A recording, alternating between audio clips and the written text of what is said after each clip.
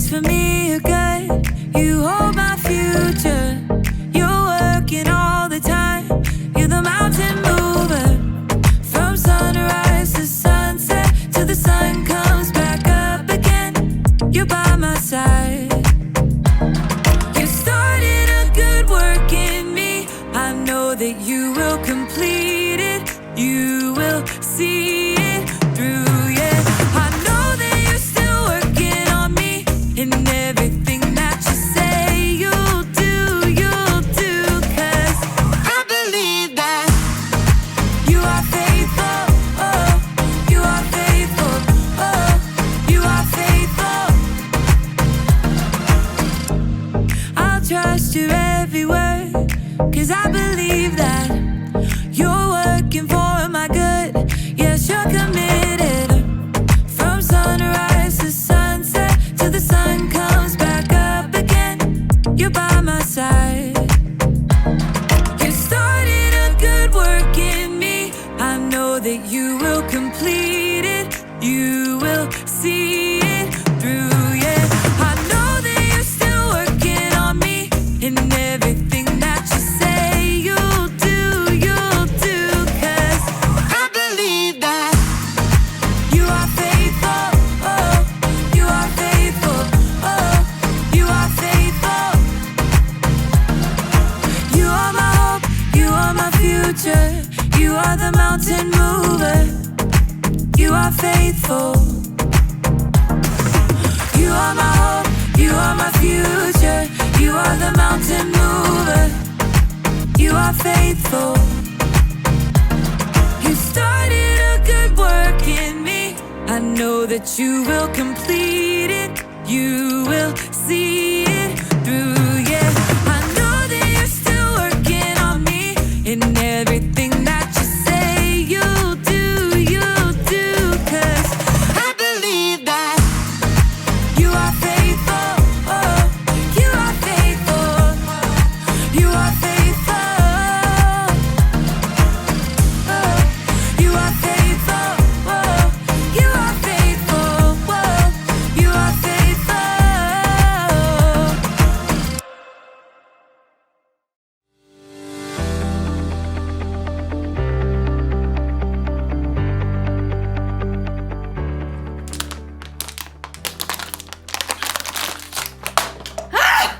Hey everyone!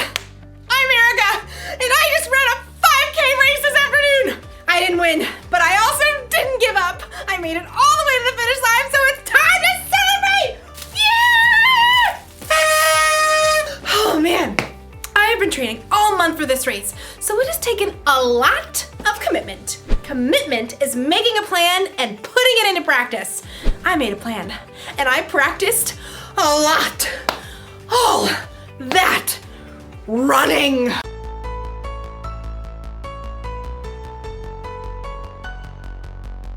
And strength training. And even training my brain. For a month, it's like training has been my life. Like, I thought about this race constantly. When I decided what to eat, oh, when I chose how to spend my time,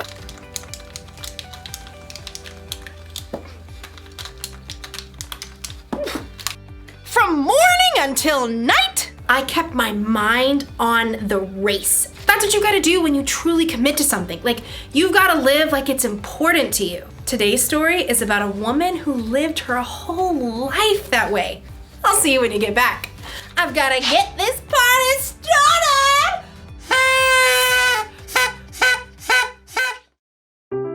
The Bible.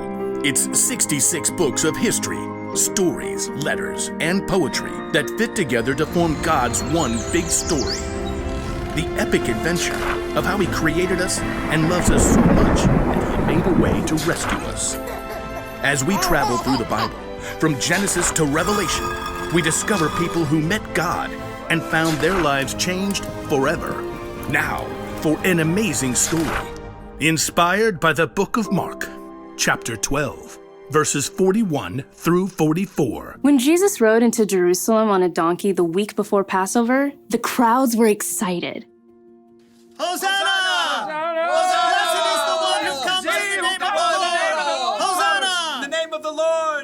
But the religious leaders were not. He's turning the world upside down. We'll have to fix that, won't we?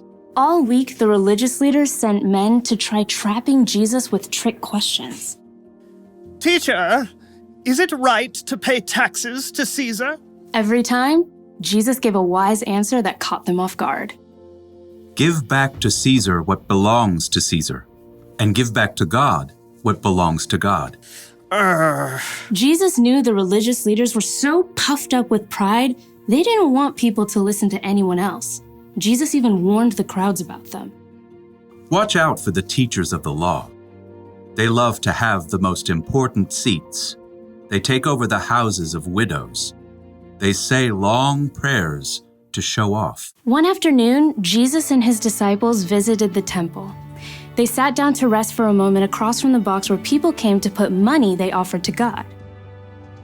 Perhaps the disciples, mostly poor fishermen themselves, were impressed by the rich men giving gifts. Check out his robes. I think they actually might be silk. Jesus watched the rich men dropping handfuls of gold coins into the box. He knew that, like the religious leaders, they were proud to show how important they were. Check this out, world. Money, money, money. Always sunny in a rich man's world.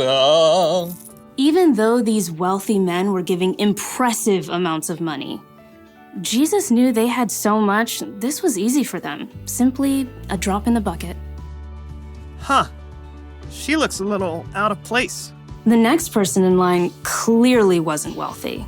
In fact, her patched robe showed she didn't have an extra cent to spare.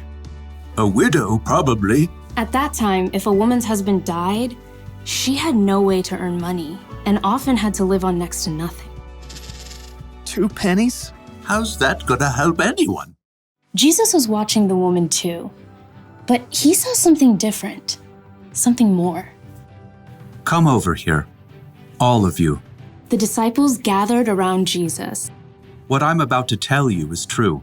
That poor widow has put more into the offering box than all the others. Jesus' friends tried to sort it out. Excuse me, pennies versus gold? You couldn't buy an order of fish nuggets with that. Jesus knew what his disciples were thinking. The others all gave a lot because they are rich, but she gave even though she is poor. She put in everything she had. That was all she had to live on. Oh. When you put it like that. The rich men, like the religious leaders, were concerned with what things looked like on the outside. They didn't want to give in a big way that might force them to change on the inside. But the poor woman, who had almost nothing, chose to give everything. And Jesus saw her heart and knew that her pennies were worth far more than the rich men's gold.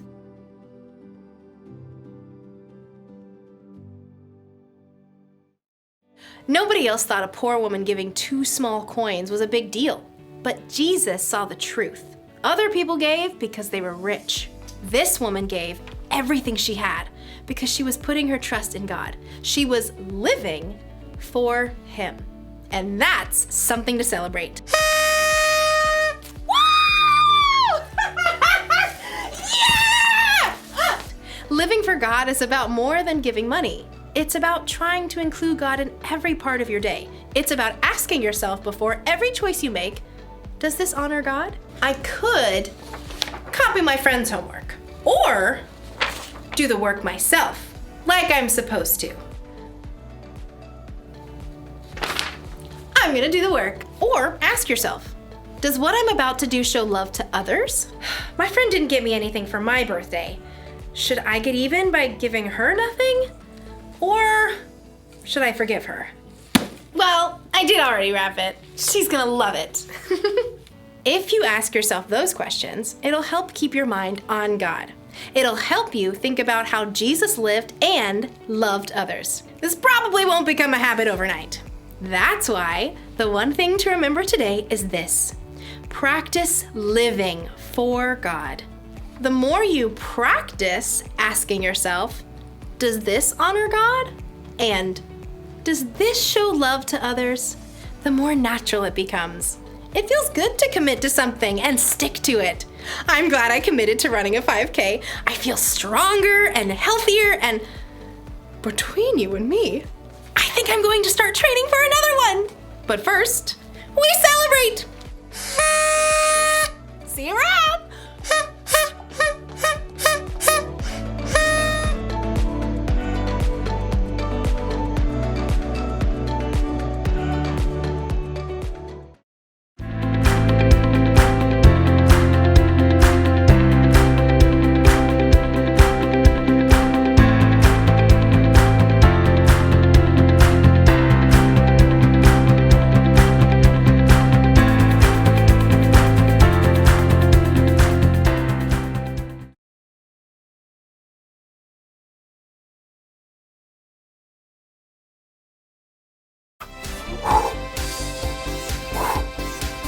Out with the bad air, in with the good.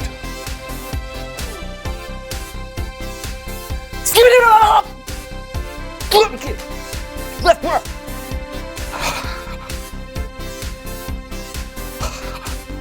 Come on, kick! Kick!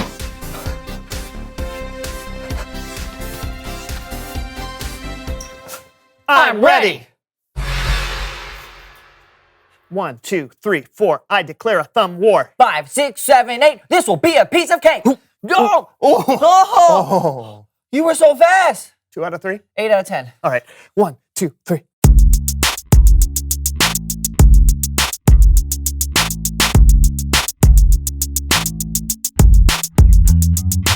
Hey everybody, I'm Brandon. And I'm Lawson. And welcome to the So-and-So Show. And I personally am very excited to be here today because I have something special up my sleeve. Oh, really? You got a surprise for us? No, I have something special up my sleeve. Oh, you meant that literally. I mean, usually when people use that expression, it's because they have a surprise or they have something unexpected to share. Oh, well, I have that too. Oh, really? What is it? Please welcome someone who knows stuff. Ooh.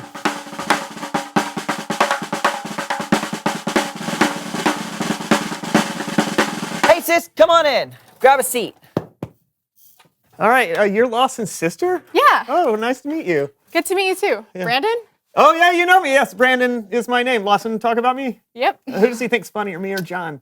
You know what? I have a better question for you. Why don't you tell us who you are and what you know? Well, I'm Ivy Catherine, and I know a lot about music. Oh, that's cool. Do you play an instrument or something? Yeah, I play several, but the most fun is playing in our family band. Family. You have a family band?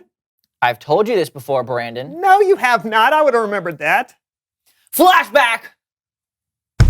What are we going to do on the show this week? I feel like we've done everything. Oh, we can bring on my sister and brothers. We have a really cool family band. There's just nothing new out there. And that's happened 3 other times. I'd flash back to those 2, but it's literally the same interaction. No way. I'm sorry, Lawson. A family band sounds really cool. Thanks. Yeah, what kind of music do you play? So we do mashups and covers of songs, but we have our own unique style of how we do it. Yeah, there are 7 of us, but we all play the same piano. But it's not just the keys. We open up the top and we play the strings and the sides of the piano as well. What? 7 people on one piano? Most of the time, yeah. Sometimes we'll add in a few other things like a tambourine or a bongo drum, but that's it. Wait, okay, does it hurt the piano to like bang on it like that? No, not at all. It's actually a very robust instrument. Huh. Everyone wonders that, though. Yeah, that must be a lot of hard work getting the parts down just right. It is. 2 of our brothers do the arrangement, and then from there we divide up the parts, learn the music, figure out choreography, and then it's hours and hours and hours of practice. Yeah, we practice until we fall over. Seriously? No, not till we actually fall. You know, we just practice a lot. Because if one person gets off beat, it can throw off the whole piece. Oh, well that makes sense. So how long does it take for you to learn one piece? About a month from start to finish. Yeah, it takes a lot of commitment, even just for one piece, but I think it's totally worth it. Do you want to see a sample? Absolutely. Cue the video.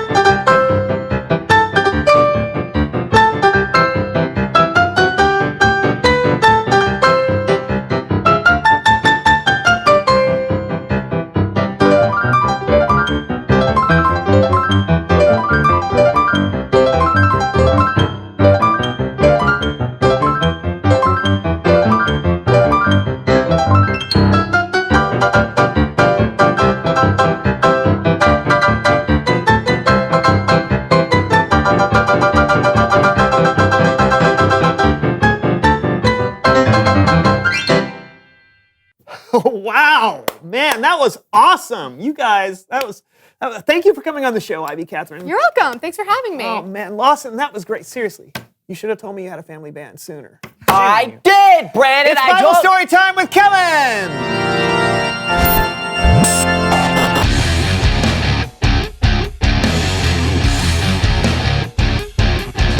Hey guys, Hey, Kellen. Hey. what's going on today?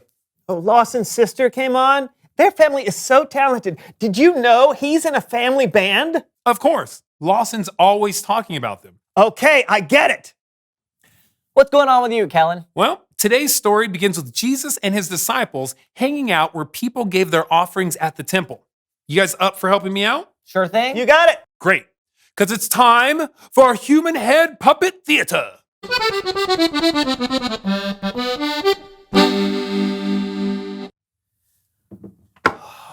Whoa. Sure is a big crowd of people to give money at the temple today, right, Jesus? I have so much money. How should I lighten the load of my heavy pockets? I guess I'll give some to the temple, to God, because I'm so generous.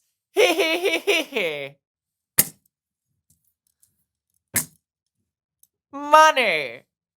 Jesus watched the crowds come and put their money into the offering boxes, a lot like how today we put money into the offering at church.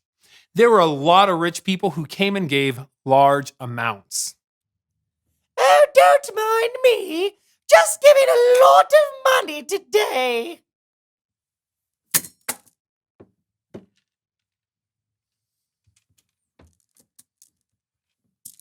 Wow, the people here really are generous. Don't you think so, Jesus? How much should I give to God today? I have a lot. I suppose I can give a lot. Ooh, look at me being all generous and stuff.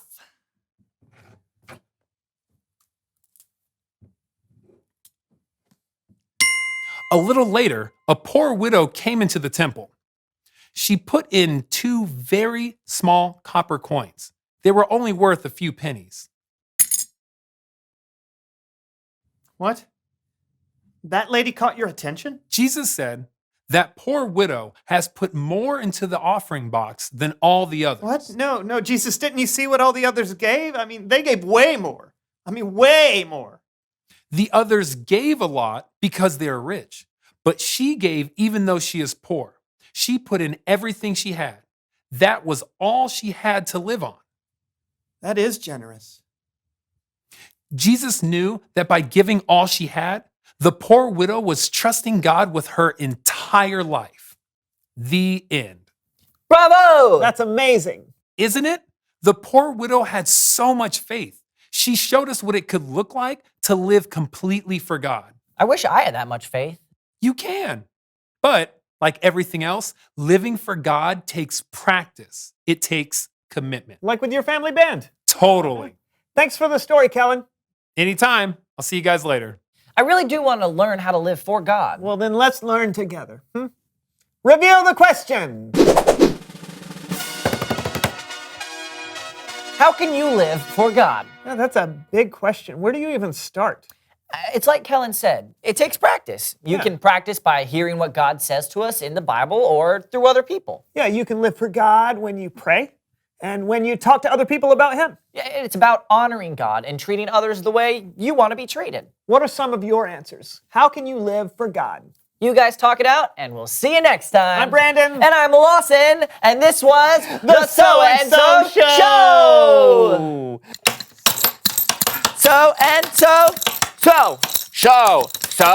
Show. Is that the so-and-show? Yes, I think it is. Wow, the so-and-so show is my favorite kids show ever. 5, 6, 7, 8, off. Coming to a streaming service near you. Recorder solo. Oh, no. This was a mistake. Yeah, I think so. We took a vote, you're out of the band.